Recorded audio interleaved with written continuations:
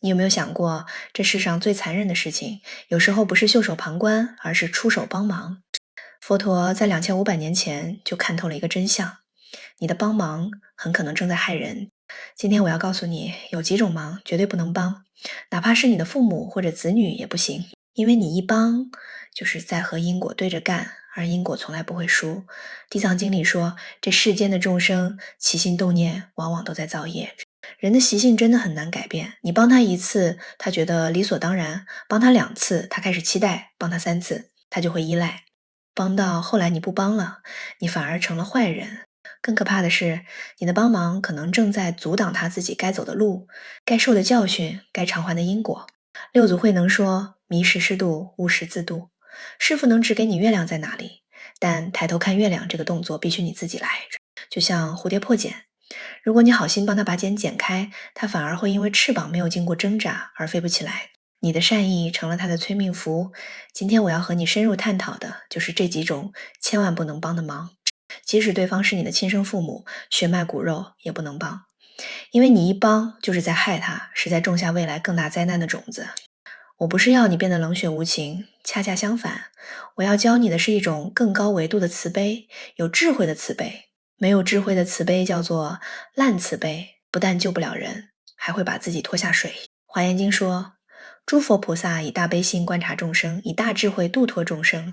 光有悲心不够，必须要有智慧来判断什么才是真正的帮助。好，现在我要带你回到1300多年前的唐朝，去听一个改变了无数人命运的故事。从前有一个人是城里有名的大商人，家财万贯，乐善好施，街坊邻居都说他是大善人，他自己也这么觉得，常常在佛前烧香，心想我这一生从没做过对不起人的事儿，佛祖一定会保佑我。但事情开始起变化了，先是他的弟弟，弟弟从小不爱读书，不爱做事，整天吃喝玩乐，他心软，想着亲兄弟能帮就帮。弟弟赌博输了钱，他帮忙还；弟弟在外面惹了事，他拿银子去摆平。弟弟看上了哪家姑娘，他出面说没送聘礼。帮着帮着，他发现不对劲了，弟弟的胃口越来越大，态度也变了。以前还会说声谢谢，后来连谢都懒得说，仿佛哥哥帮他天经地义，不帮反而是哥哥的错。有一次，弟弟在赌场输了300两银子，大半夜跑来质问他：你这么有钱，这点小钱都不肯帮我吗？你还是不是我亲哥哥？他心里难受，但还是帮他还了。他安慰自己，血浓于水，等他吃够了，亏自然就会改。可是弟弟不但没改，反而越来越变本加厉，因为他知道无论闯多大的祸，哥哥都会兜着。他的烦恼还不止这一桩，他的儿子眼看着也长歪了。儿子从小聪明，他寄予厚望，花重金请了最好的先生来教。可是不知道从什么时候开始，儿子教了一群纨绔子弟，流连青楼酒肆，学业荒废不说，还惹了大麻烦。那年秋天，儿子为了让一个朋友能够上榜，竟然去贿赂考官，事情败露，儿子按律当斩。他连夜赶往京城，动用了所有关系，散尽了将近一半的家财，终于把儿子的死罪改成了流放3年。儿子被押往边疆的那天，他看着儿子的背影，泪流满面，心想，都是我这个做父亲的不好，平时对他太严格了，等他回来，我一定要对他更好一些。他完全没有意识到，正是自己一次次的兜底，一次次的善后，让儿子从小就觉得无论做什么都有父亲在后面撑着。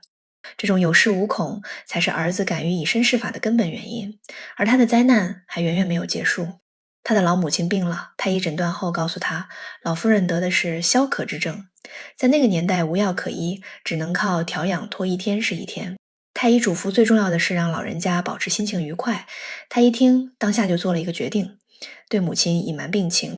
他对母亲说，太医讲了，您的身子骨硬朗着呢，就是有些虚，好好补一补就没事了。老夫人信以为真，每天乐呵呵的养病。更糟糕的是，她因为不知道真实病情，还是像以前一样喜欢吃甜食。她以为自己在孝顺，在让母亲快乐，殊不知每一块糖糕都在加速母亲的死亡。3年后，老夫人临终前终于知道了真相，用尽最后的力气说了一句话：儿啊，你害了娘啊。这句话像一把刀插进了她的心里。母亲走后，她像是变了一个人。他怀疑自己这些年做的一切，明明是在帮忙，明明出于好心，为什么到头来所有人都越来越糟？他的弟弟因为常年赌博欠下了一屁股债，他忍痛和弟弟断绝了来往。他的儿子流放回来后，非但没有改过自新，反而比以前更加放浪形骸，觉得父亲救他是理所当然。谁让你是我爹呢？你不救我救谁？就在他万念俱灰的时候，一位云游的禅师来到城外的古寺，他备了厚礼去求见。禅师在寺后竹林中搭了一个简陋的草棚，正在劈柴。他恭恭敬敬地行礼，说明来意。禅师放下斧头看了他一眼，淡淡地说：“你不用说了，你的苦写在脸上。”他叹了口气：“禅师，我明明是在帮人，最后却害了人；明明是在行善，最后却招来恶果。”禅师指着地上的木柴问：“这些柴是不是都是我刚才劈好的？”他点头。禅师又问：“那我劈柴的时候，是不是每一斧头都要用力？”他说：“自然要用力。”禅师说：“那如果我不用力，而是让人代替我挥斧头，那些柴还是我劈的吗？”他想了想说：“那就不是禅师劈的了，是帮您的那个人劈的。”禅师微微一笑：“你听懂了吗？看起来是帮忙，其实是在夺功，把本该属于别人的历练抢过来替他做了。你以为你在帮他，其实你在害他，因为那份成长本来应该是他的，你替他做了，他就永远得不到了。”他若有所思，但还是不甘心。可是禅师，他们是我的至亲骨肉啊，眼睁睁看着他们受苦，我怎么忍心袖手旁观？禅师叹了一口气，给他讲了3个故事。第一个故事，很久以前有一条河，河这边住着一只乌龟，河对岸住着一只蝎子。蝎子想过河，但不会游泳，就恳求乌龟背它过去。乌龟说：“你尾巴上有毒刺，我背你，你蛰我一下，我不就没命了？”蝎子赌咒发誓说不会，乌龟答应了。蝎子爬到乌龟背上，乌龟驮着它往对岸游去。一切都很顺利，眼看着对岸越来越近，只剩最后一小段距离了。就在这时候，蝎子突然扬起，尾巴狠狠地蛰了乌龟一下。乌龟痛苦万分，身体开始下沉，回头问：“为什么？这样我们2个都要死在这里啊？”蝎子面无表情地说：“我也没办法，这是我的本性。”禅师讲完，看着他说：“有些人你帮不了他，不是你不善良，不是你没有能力，而是他的本性已经定了型。你越帮他，他越觉得理所当然；你越付出，他越变本加厉。到最后，不是他害了你，就是你和他一起沉沦。”他问：“难道就眼睁睁看着他堕落不管吗？”禅师摇头：“管，但不是这种管法。真正的慈悲，不是替他承受后果，而是让他学会承担自己的选择。该摔的跤让他摔，该碰的壁让他碰。你唯一能做的是在他真心想改的时候拉他一把。怎么判断他是不是真心想改？看他跌倒之后是怪别人还是反省自己。怪别人的永远不会改，反省自己的才有救。”第2个故事，从前有座寺院里住着一位德高望重的老禅师，他有一个弟子天资聪颖，是衣钵传人，但有一个大毛病，懒。他总想走捷径。有一天，寺院里要举行一场盛大的法会，所有弟子都需要受戒。受戒需要提前7天断食沐浴，每天刻意牵个大头。他觉得太麻烦，跑去找师傅撒娇说：“师傅，您修行这么高，能不能替我受戒？”老禅师实在太喜欢这个弟子了，又担心他吃不了苦，竟然心软答应了。于是老禅师替弟子完成了受戒前的所有仪式。在法会上，弟子只是走了个过场，就领了戒牒。法会结束后的第3天夜里，老禅师在禅房里突然倒下，口吐鲜血，再也没有醒过来。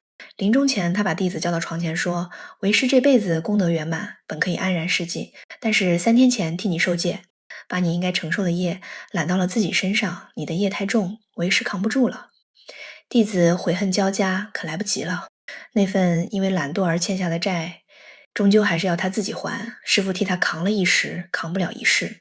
禅师讲完，看着他说：“你以为你救了儿子的命，其实你只是推迟了他应该受的报应。而且因为他没有在那次事件中真正受到教训，他的恶习会继续膨胀，将来酿成更大的祸患。这世上有一种帮忙叫做代人受业，你以为你是在帮他，其实你是在害他，同时也是在害自己。因果从来不会因为你的善意就消失，它只会像滚雪球一样越滚越大。”第3个故事，很久以前有一个国家，国王和王后只有一个儿子，就是太子。因为是独子，王后对太子溺爱到了极点。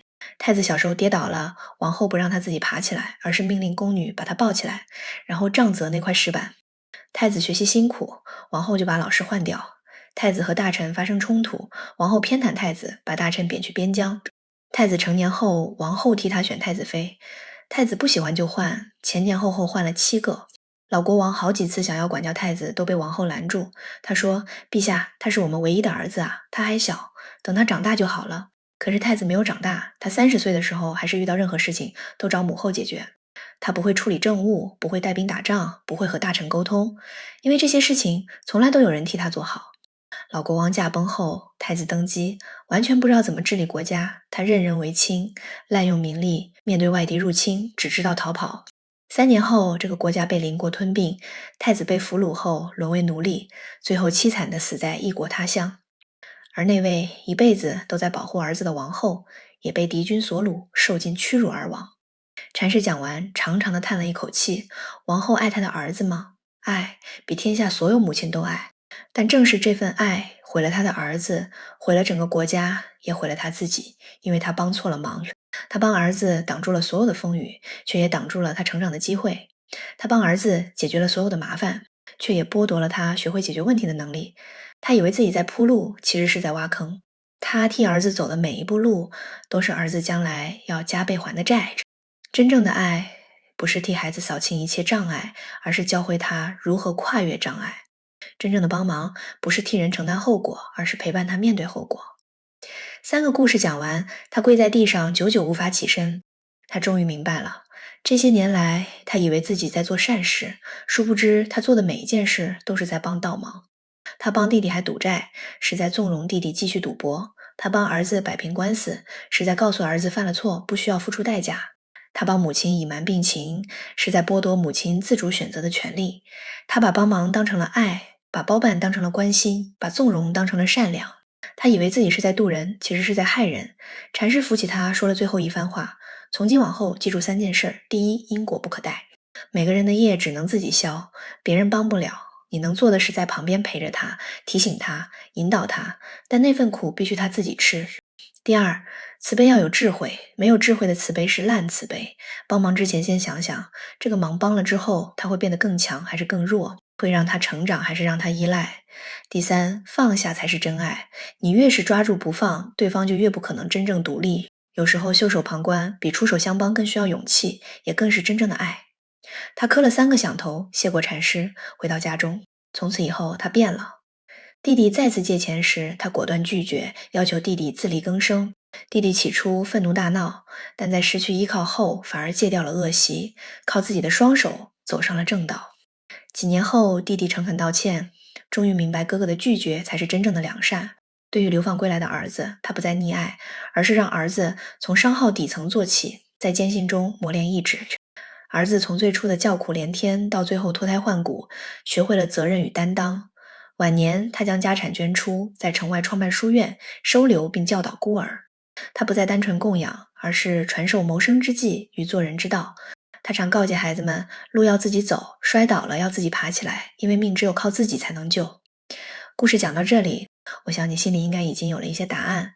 佛法讲因果，真正的因果是一种能量的循环和平衡。当你替别人承担后果的时候，你是把本来应该回到他身上的能量波强行拉到了自己身上。短时间内他好像轻松了，但那个能量并没有消失，它只是改变了方向，最后可能以更猛烈的方式爆发出来。这就是为什么老禅师会突然倒下，为什么王后一辈子保护太子，太子却落得那么惨的下场。欠了太多没有承担的账，迟早要还，而且会加上利息。所以我们说这几种忙不能帮，不是在教你冷血无情，而是在告诉你一个宇宙的基本法则。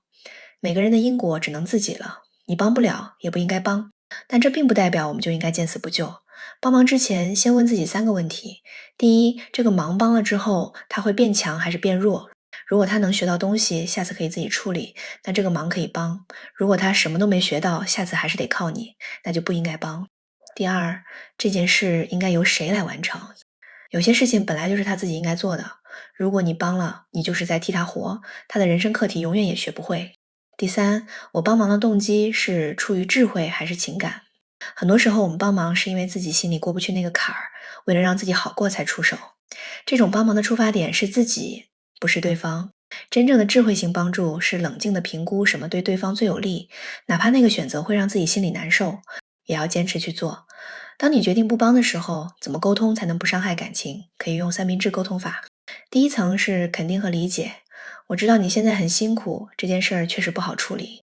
第二层是你的真实想法，但是这件事如果一直由我来帮你，你可能永远都学不会自己处理。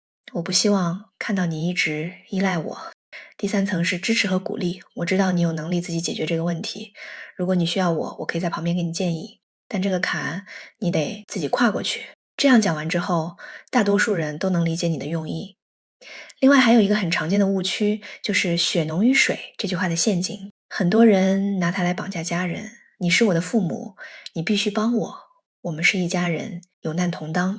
但仔细想想，因为有血缘关系，所以你就必须无条件的帮我，哪怕我做的事情是错的，这不是爱，这是道德绑架。真正的家人之间，应该是希望对方成长，希望对方能够独立。拒绝不代表不爱，有时候拒绝恰恰是最深的爱。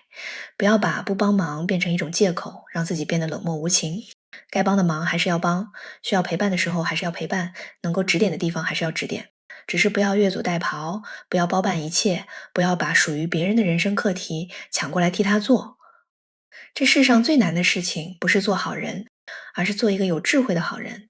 善良是一种本能，但智慧是一种修行。没有智慧的善良，往往会好心办坏事。有了智慧的善良，才能真正利益到别人。佛陀为什么不直接把所有众生都渡到彼岸？因为他太清楚，真正的解脱只能是自己悟出来的。别人塞给你的答案，永远不是你的答案。别人替你走的路，永远不是你的路。你爱的人，你想保护的人，他们的人生只有他们自己能活。你能做的是陪着他们，支持他们，相信他们，但是不要替他们活。下次当你的至亲在向你开口请求帮忙的时候，请你先停下来问自己那3个问题。有时候，一句不比1000句好，更需要勇气，也更是真正的爱。如果你今天的内容触动了你，请点个订阅，我会继续分享更多关于智慧人生的思考。如果你有过类似的经历，欢迎在评论区留言，说出你的故事。最后，我想问你一个问题：如果时间能够倒流，回到你做出那个决定的那一刻，你会怎么选？是继续伸出手，还是学会放开？答案在你心里。